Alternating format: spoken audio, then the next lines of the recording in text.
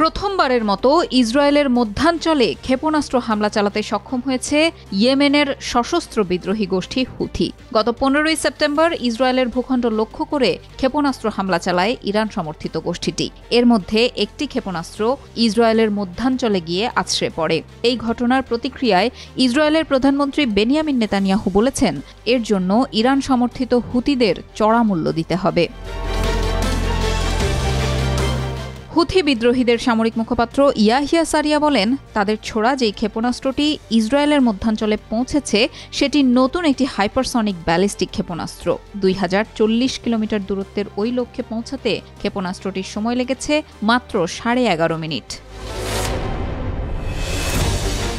Israeli সামরিক বাহিনীর এক কর্মকর্তা বলেন, আকাশ প্রতিরক্ষা ব্যবস্থা ব্যবহার করে আকাশেই ক্ষেপণাস্ত্রটি টুকরো টুকরো করে দেওয়া হয়েছে, তবে এটি পুরোপুরি ধ্বংস করা হয়নি। ক্ষেপণাস্ত্রটি লক্ষ্যে পৌঁছানোর কিছুক্ষণ আগে স্থানীয় সময় সকাল 6টা 35 মিনিটের দিকে তেল আবিব ও ইসরায়েলের মধ্যাঞ্চলে বিমান হামলাজনিত সতর্ক সংকেত বেজে ওঠে। সেখানকার বাসিন্দারা তখন দ্রুত নিরাপদ আশ্রয়ে চলে যান। এরপর বিকট শব্দ শোনা গিয়েছিল। ক্ষেপণাস্ত্রটির খণ্ডিত অংশগুলো জমি ও পাশের একটি রেল স্টেশনে পড়ে। এই ঘটনায় সরাসরি কোনো হতাহতের ঘটনা ঘটেনি, তবে তড়িঘড়ি করে নিরাপদ আশ্রয়ে যাওয়ার সময় 9 জন আহত হয়েছেন। বার্তা সংস্থা রয়টার্সের সংবাদকর্মীরা বলছেন, ইসরায়েলের মধ্যাঞ্চলের একটি খোলা মাঠ থেকে ধোঁয়া উঠতে দেখা গেছে।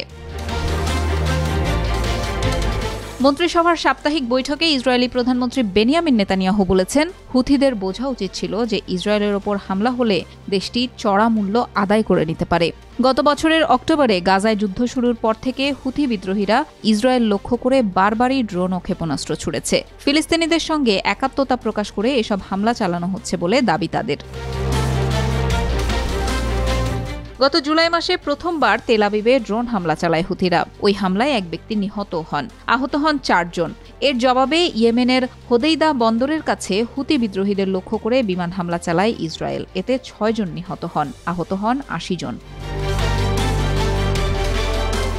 এর আগে কখনোই হুথিদের ছোড়া ক্ষেপণাস্ত্র ইসরায়েলি আকাশসীমার এতটা গভীরে প্রবেশ করতে সক্ষম হয়নি। হুথিদের সামরিক শাখার মুখপাত্র ইয়াহিয়া সারিয়া বলেন, 7 অক্টোবর গাজা যুদ্ধের 1 বছর পূর্তি এবং হোদেইদা বন্দরে হামলার জবাবে ভবিষ্যতে আরও হামলার আশঙ্কা করতে পারে ইসরায়েল।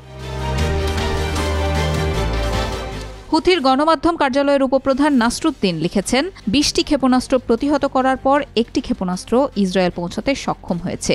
এটিকে সূচনা পর্ব বলে উল্লেখ করেছেন তিনি।